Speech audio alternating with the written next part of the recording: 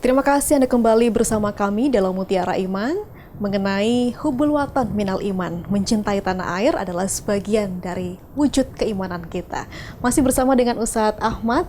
Ya, Ustadz, tadi menarik sekali bagaimana pengantar tausiah yang sudah disampaikan, dan kami sempat mendiskusikan sedikit terkait dengan mencintai agama dan tanah air ini apakah beriringan, dan Ustadz menjawabnya adalah setali tiga uang gitu ya.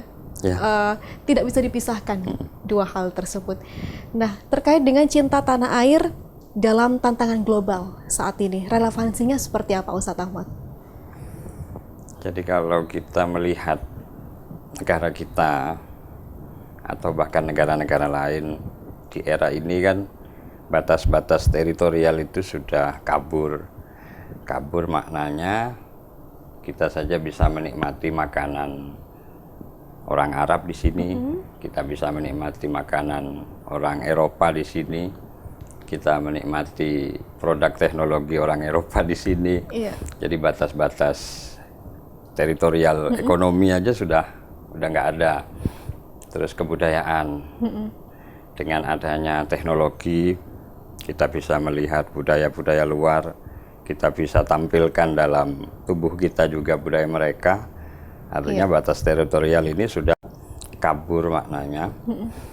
Nah, di situ kemudian bagaimana kita mewujudkan cinta tanah air dalam konteks negara yang sudah masuk dalam masyarakat global. Ada satu mungkin yang ketika kita diagnosa adalah sebagai satu hal ancaman, yakni adanya proxy war misalkan, ada masalah masuknya arus informasi dalam keseharian kita, dalam ruang-ruang privasi kita. Situ kita mesti wujudkan cinta tanah air dalam membentengi negara dalam informasi-informasi yang menyesatkan, informasi-informasi yang konstruksionistik, atau informasi tersebut memang dikonstruk supaya kita punya opini dan tindakan tertentu. Jadi ada bahasa imperialisme kognitif, ada bahasa aneksasi pengetahuan. Jadi ada penjajahan pengetahuan yang sebetulnya kita nggak sadar. Apakah ini informasi pure, pure ini knowledge, atau ini sebetulnya memuat kepentingan tertentu ya? Iya, mengkonstruksi kita supaya tergiring kepada opini dan cara tindak tertentu. Nah, saya kira itu kita harus apa yang dikatakan dalam Al-Quran, fatabayyanu in ja'akum fasikun binaba'in fatabayyanu, tabayyun dulu. Jadi wala takfu ma laisa laka bihi ilm. Jadi kalau kita nggak paham, jangan berhenti di ketidakpahaman kita harus cari ilmunya. Apakah ada nun sewu agenda setting misalkan, atau pure ini adalah sebuah informasi, atau ini adalah pure sebuah pendidikan atau edukasi. Nah, di situ saya kira kita harus mewujudkan cinta kita pada tanah air Indonesia dalam konteks tantangan global hari ini. Karena batas teritorial negara dalam informasi, dalam ekonomi, politik ini sudah kabur. Jadi otomatis benteng negara ada pada diri kita sendiri, bagaimana mengolah informasi supaya tindakan dan opini kita tidak membahayakan terhadap negara kita tercinta. Baik.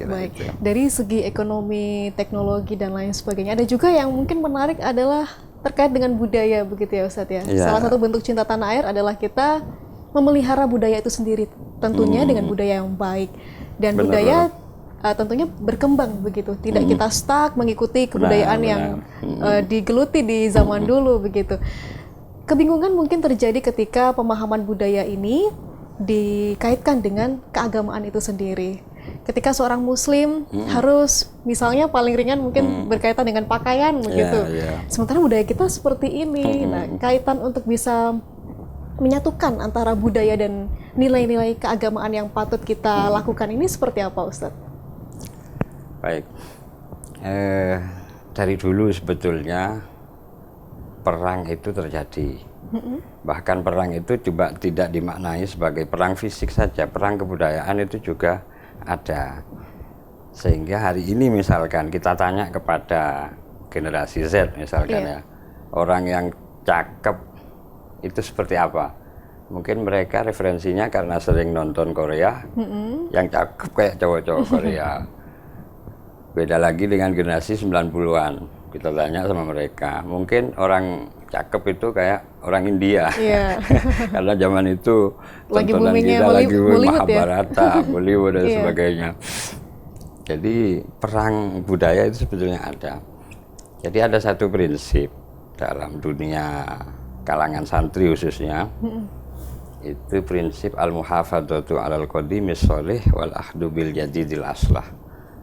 Kita mempertahankan yang baik dan kemudian mengambil sesuatu yang lebih baik. Jadi kalau ada budaya baru yang tidak kalah baiknya dengan budaya kita, kenapa kita harus ambil gitu. Tapi ketika ada budaya baru, wacana baru yang lebih baik, why not kita terima gitu loh. Kita ambil akhdhu bil jadidil aslah, kita ambil yang lebih baik.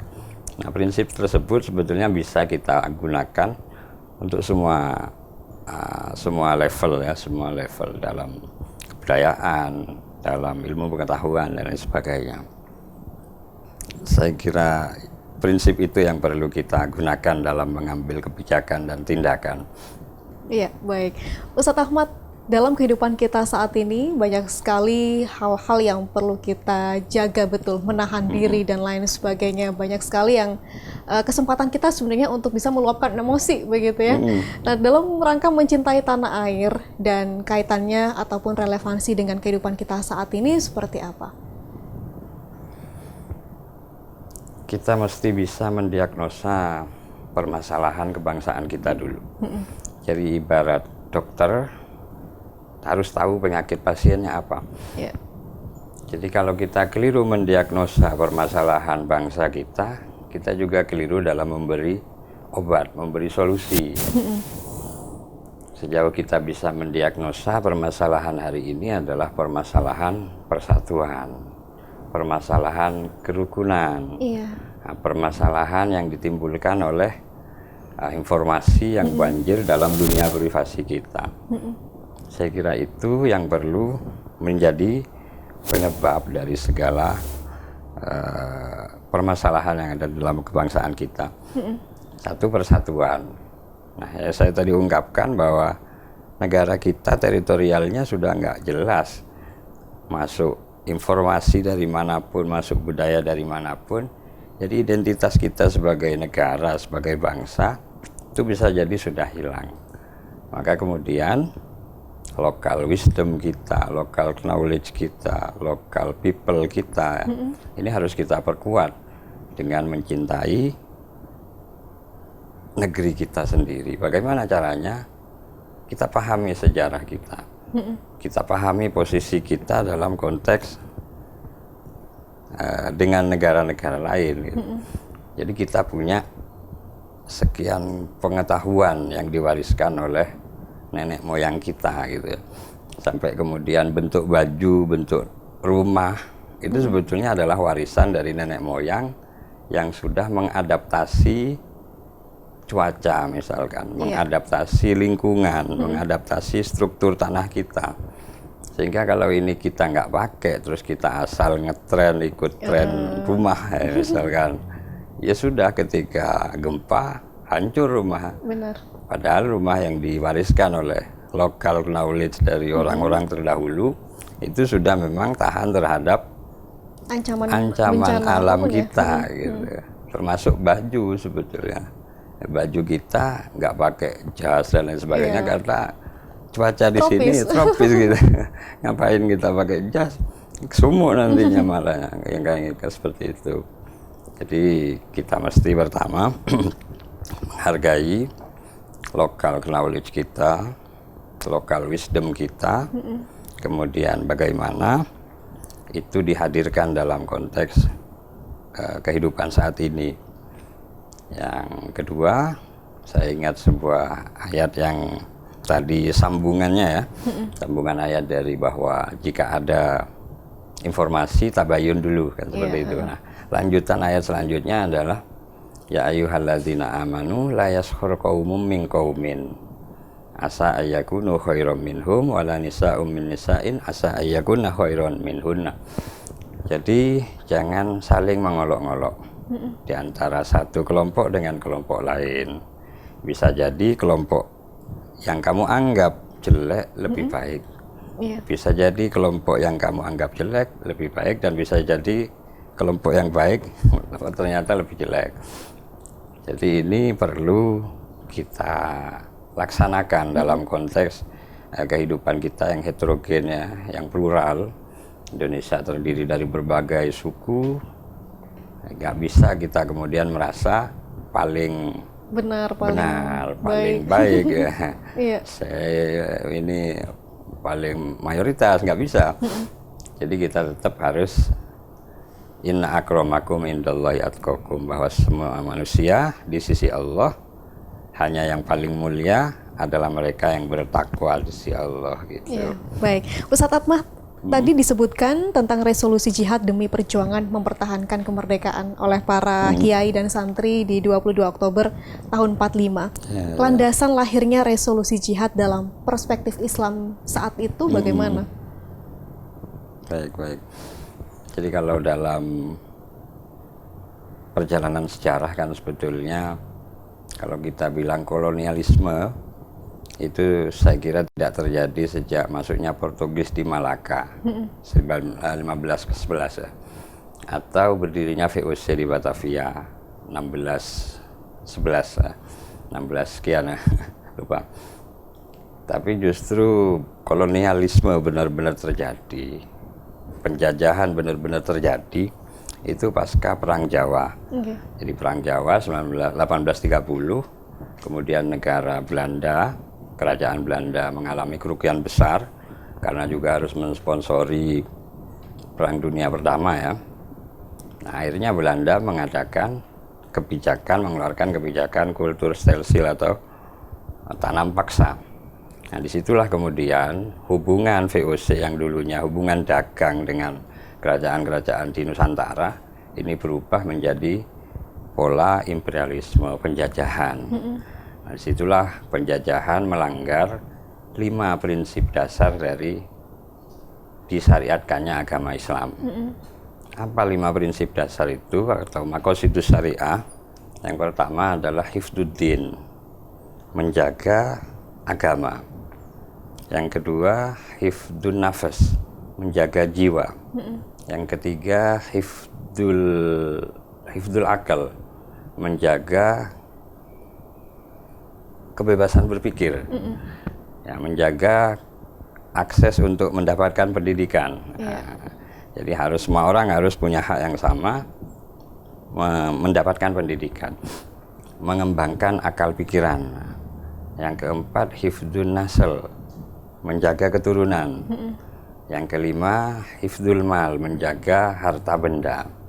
Jadi 5 prinsip ini oleh kolonialisme telah dilanggar semua. Makanya kemudian perjuangan kemerdekaan oleh para ulama pada waktu itu, yang pada waktu itu masih masih sendiri-sendiri.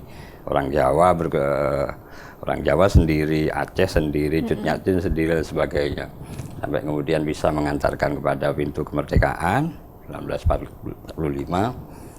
Ada rencana agresi militer Belanda kembali ke Indonesia untuk merebut kembali kolonialisme atau kolonial Hindia Belanda. Jadi pasca 1901 itu ada kebijakan Ratu Wilhelmina untuk mengadakan politik etis. Politik etis ini sebetulnya adalah merencanakan Indonesia akan menjadi Hindia Belanda atau Belanda bagian timur kan, seperti itu. Nah, ini ketika 1945 akan dijadikan negara Hindia Belanda yang ada di timur gitu. Akhirnya mereka kembali, disitulah para kiai dikumpulkan di Surabaya tanggal 21-22 Oktober. Mbah Yai Hadratus Syekh Hasyim Asy'ari mengeluarkan fatwa jihad bahwa mempertahankan kemerdekaan Indonesia adalah wajib fardu ain bagi orang Islam, laki-laki dan perempuan dalam radius 94 km. 94 km ini kok bisa ada angka 94 itu gimana gitu. Nah itu sebetulnya adalah jarak qashar sholat. Jadi orang boleh mengqashar sholat kalau bepergian jaraknya segitu gitu. Nah, jadi kalau di luar 94 km, pada waktu itu Belanda sudah mendarat di Surabaya, karenanya orang Jawa Tengah misalkan, orang Kudus, udah lewat dari 94 km, enggak kena fardu ain, tapi mereka cuma fardu kifayah, boleh hadir. Maka rombongan dari Cirebon, dari kalangan santri Cirebon, itu juga hadir, tapi nggak semuanya gitu. Dari kalangan santri-santri, buntet kalau nggak keliru ya.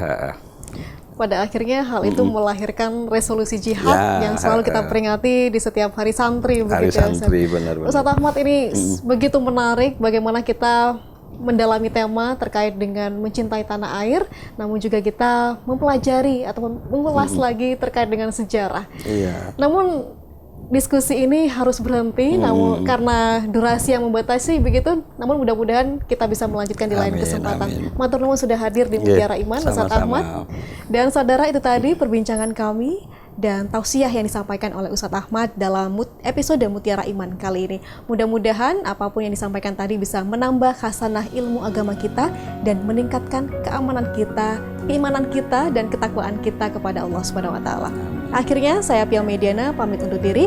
Wassalamualaikum warahmatullahi wabarakatuh. Waalaikumsalam.